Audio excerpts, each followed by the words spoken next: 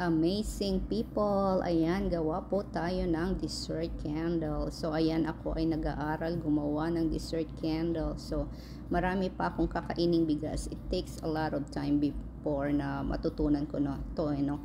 So, yung mga ibang tao sinasabi niyo minsan yung, ay, ginaya lang niya yan, ha? Hindi ganun kadali minsan yung ginaya lang, ano, minsan kasi pang mindset ng tao, kala nila ganun lang kadali yun. Pag may gusto kang skills na gusto mong tutunan, magbibigay ka ng effort diyan. So, pag-aaralan mo talaga 'yan, no? Magbibigay ka ng time para matutunan mo yung bagay na gusto mong matutunan. So, hindi lang basta yung gaya-gaya. So, kailangan mo ng mag-class diyan, ano, mag-aral, mag-practice, trial and error. Ganyan ang skills, no, na hindi lang basta-basta ginaya-gaya sa kung saan man nakitang lupalop.